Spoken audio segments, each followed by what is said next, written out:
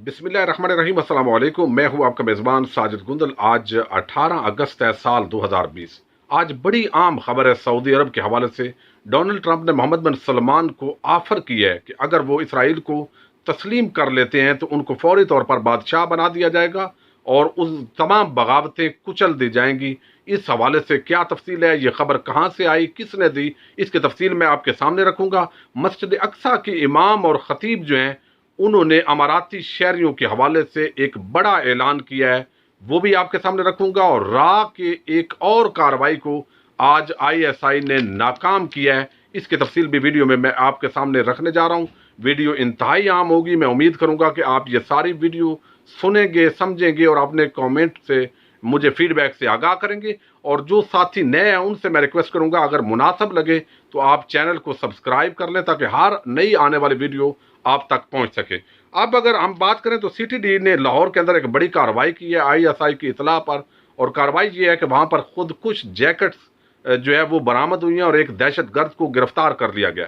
और मंसूबा ये था कि लाहौर की असास तनसीबात पर हमला किया जाना था, एक बड़ा धमाका होना था। और उसकी वजह जो है वो आजकल आपको इल्म है कि जिस तरह रा की नेटवर्क पाकिस्तान के अंदर फैला हुआ है, बुनियादी वजह यह है कि पाकिस्तान चाइना के साथ मिलकर सी पैक के प्रोजेक्ट जिस तरह तेजी के साथ आगे बढ़ा रहा है, तो पाकिस्तान को मुस्तकबिल के अंदर मुआशी तौर पर बहुत फायदे होने वाले हैं और एक अच्छे ट्रैक पर पाकिस्तान की मईशत चलने जा रही है। तो भारत के लिए ये हारगिज मुनासिब नहीं है कि वो पाकिस्तान को इस हवाले से कबूल करे और पाकिस्तान की तरक्की जो है उसकी नज़रों के बिल्कुल नहीं भाती। अब इस हवाले से पीटीएम हो या बीएलए हो या सिंधु देश हो या कोई और टेररिस्ट ऑर्गेनाइजेशन हो, उसके साथ उनके साथ बाकायदा तौर पर भारत मिलकर पाकिस्तान के खिलाफ कार्रवाइयां कर रहे हैं। और ये हालिया जो उनके बहुत सारे रा के एजेंट्स जिस तरह कराची से, गिलगित बल्तिस्तान से, रावलपिंडी से और आज जो है वो लाहौर के अंदर ये कार्रवाई नाकाम बनाई गई है, तो ये पता चलता है कि भारत किस तरह पाकिस्तान के अंदर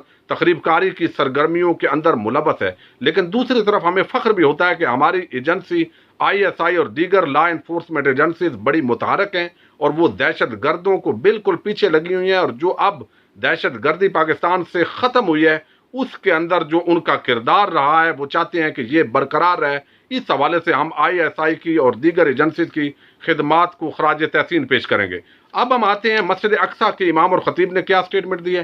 सूरत हाल आपके सामने है। उन्होंने कहा है कि हाकम ने गद्दारी अगरचे की है लेकिन इसकी सज़ा अमाराती अवाम को मिलेगी। किस तरह? उन्होंने कहा कि मस्जिद अक्सा के अंदर फ़लस्तीनी लोग जो है वो किसी अमाराती शहरी को दाखिल नहीं होने देंगे कि वो आएँ और यहाँ पर नमाज पढ़ें, क्योंकि उन्होंने यहूदियों के साथ बाकायदा एक गुलामी का रिश्ता कायम कर लिया है। और वो जो शेख मोहम्मद हुसैन है उन्होंने कहा कि 2012 में हमने इस हवाले से एक फतवा जारी किया था और उसमें अल-कुद्स शहर और इसमें मस्जिद अक्सा में दाखिले के लिए इसराइल के साथ साज़बाज ना करने की शराइत थी। लेकिन अब चूंकि मुत्तहिदा अरब अमारात जो है उसने इसराइल के साथ दोस्ती कर ली है, ताल्लुकात कायम कर लिए, उनकी गुलामी में आ गया, लिहाजा उनको हम इजाज़त नहीं देंगे कि वो शहरी आएँ और यहाँ पर मस्जिद अक्सा में इबादत करें।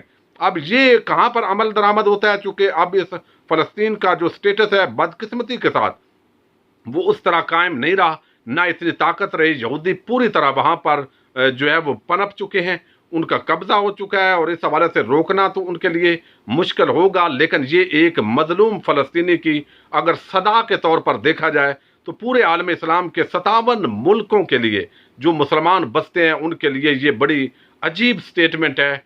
और इस पर मैं समझता हूँ कि हमें सोचने की ज़रूरत है एज ए मुसलमान के कभी बड़ा तोती बोलता था मुसलमानों को और आज किस मकाम पर पहुँच चुके हैं। इसी तरह जो कमांडर हैं, कमांडर इन चीफ हैं पासदारान इनकलाब के ईरान के, उन्होंने भी कुछ धमकी आज नहीं दी है अमारात को और उन्होंने कहा कि ये काम अच्छा नहीं किया, इसके संगीन नतायज जो अमारात है उसको भुगतने पड़ेंगे। दूसरी तरफ मैं आपको गुज़श्ता वीडियो में बता चुका हूँ कि किस तरह राब्ते हो रहे हैं।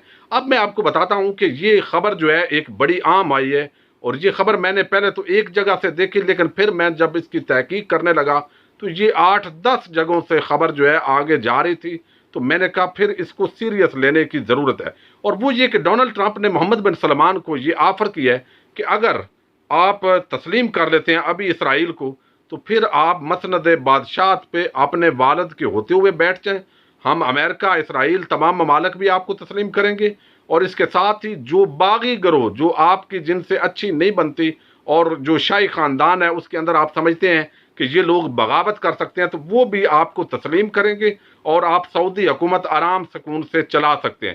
یہ آفر جو ہے کس نے دی ہے اس شخص کی ڈیٹیل میں آپ کو بعد میں دیتا ہوں، لیکن پہلے آپ سعودی شاہی خاندان کا جو نظام سیاست ہے اگر اس کو سمجھ لیں گے تو اس خبر کے اصل سمجھنے میں آپ کو معاونت ہوگی۔ وہ یہ کہ یہ جو عبدالعزیز کا خاندان ہے آل سعود، یہ بیسیکلی کچھ بنیادوں پر سعودی ریاست قائم ہے۔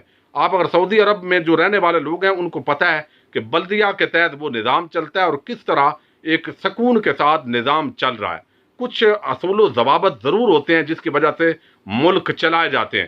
اب یہاں پر جو ایک وہ کہتے ہیں کہ اس کے اندر سب سے بڑی جو اس نظام کو چلانے والے انگریڈینٹس تھے، عام خصوصیات تھی، وہ یہ طے پایا تھا کہ تمام جو بڑے فیصلہ ہوں گے ان فیصلوں کے اندر جو بزرگ ہوں گے آل سعود کے، ان کی مشاورت لازمی لی جائے گی۔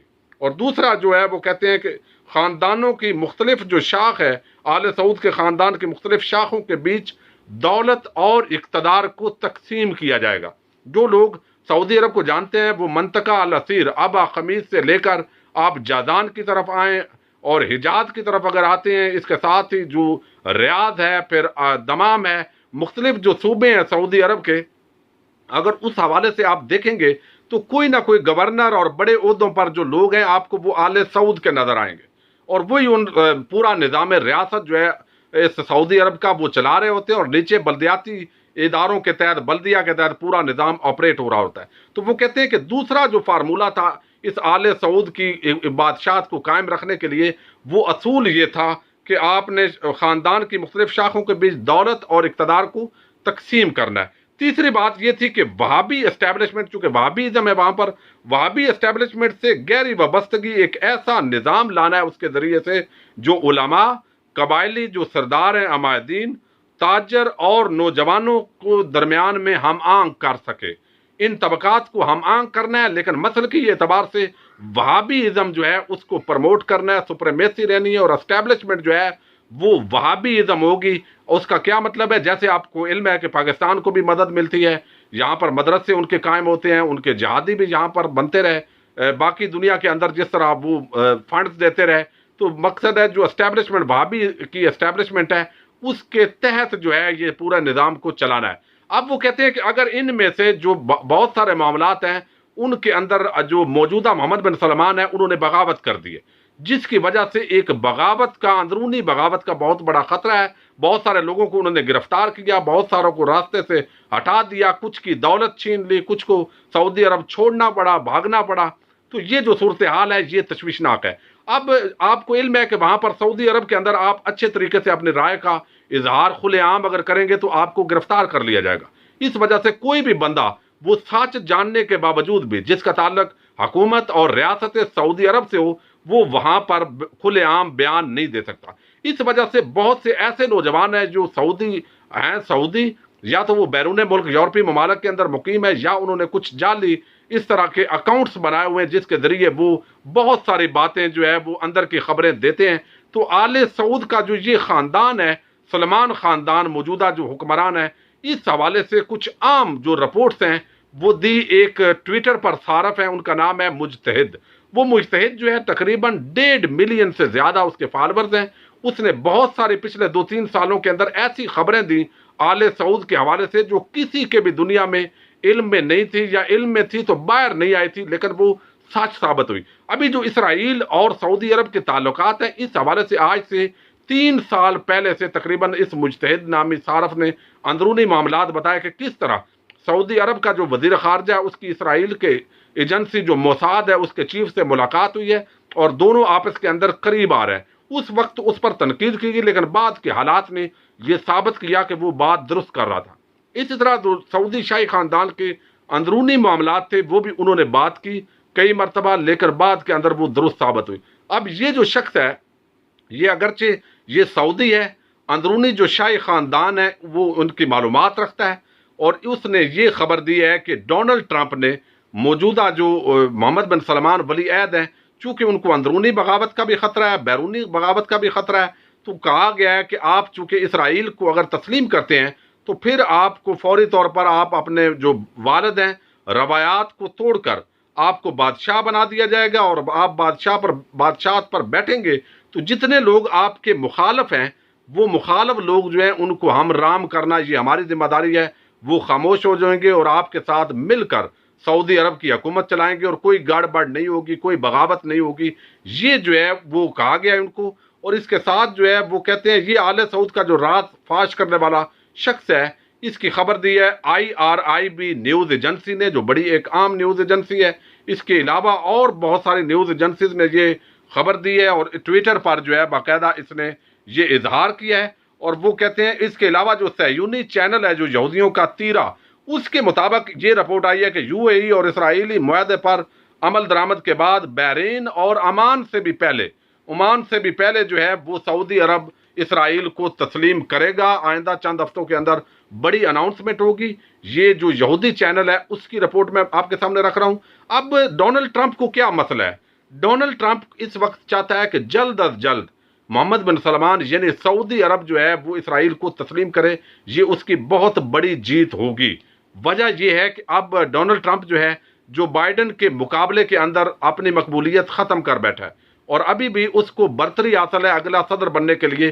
ڈونلڈ ٹرمپ امریکہ کا صدر بننا چاہتا ہے۔ اس نے جس طرح افغانستان کے اندر وہ اپنی فوجوں کو نکالنے کے اندر کامیاب ہوا، انٹرا افغان ڈائیلاگ کا آغاز ہونے جا رہا ہے۔ اس کے ساتھ ہی پاکستان اور بھارت کے درمیان جو معاملات ہیں اس کو بھی بیلنس رکھا۔ چائنا کے خلاف وہ مسلسل ایک مہم جوئی اور سرد جنگ جو ہے وہ چلا رہا ہے۔ اس کے ساتھ ابھی جو حالیہ پیش رفت ہوئی ہے امارات اور عرب ممالک کے اسرائیل کو تسلیم کرنے اور تعلقات کو معمول لانے پر، یہ بیسیکلی وہ چاہتا ہے کہ حمایت ملے وہاں پر، اور اس حمایت کی خاطر اس کی پوری کوشش ہے، چونکہ آگے الیکشن آ رہے ہیں نومبر کے اندر امریکہ کے اندر، تو وہ اس سے پہلے چاہتا ہے کہ جو بھی ہو جائے، جو بھی لالچ دینا پڑے، جو بھی بات کرنی پڑے، وہ کر کے کسی طریقے سے اگر سعودی عرب اسرائیل کو تسلیم کر لیتا ہے تو اس حوالے سے جو پوری دنیا کے یہودی کمیونٹی ہے وہ ڈونلڈ ٹرمپ کے نعرے بلند کرنا شروع ہو جائے گی اور اس کو اس میں بہت فائدہ ہوگا اور وہ ہسٹری کے اندر بھی ایک عام شخص کے طور پر یاد کیا جائے گا۔ یہ ہے بیسک اس کی وجہ۔ یہ خبر جو ہے کہاں تک درست ہے، کہاں تک غلط ہے، لیکن چونکہ یہ جو شخص مجتہد ہے جس نے یہ خبر دی ہے اور یہ آل سعود کے بہت سارے جو اندرونی راز ہیں پہلے بھی فاش کر چکا ہے، تو اس حوالے سے اس کی اہمیت اتنی ہے کہ اس وقت درجنوں ویب سائٹس نے اس کی یہ جو ٹویٹ ہے اس کو اٹھایا ہے اور خبر کے طور پر جو ہے اس کو نشر کیا جا رہا ہے۔ تو میں نے ضروری سمجھا کہ یہ بھی ایک عام اسپیکٹ ہے، آپ کے سامنے رکھا جا سکتا ہے، ورنہ ابھی خبریں آ رہی ہیں کہ سلمان جو ہے وہ فوت ہو چکے ہیں، محمد بن سلمان کے والد، اور سعودی عرب جان بوجھ کر نہیں بتا رہا، لیکن میں جب تک کنفرم نہ ہو تو اس طرح کی خبریں دینے کا عادی نہیں ہوں۔ اپنے میزبان ساجد گندل کو نیکسٹ ویڈیو تک کے لیے اجازت دیجیے۔ اللہ حافظ۔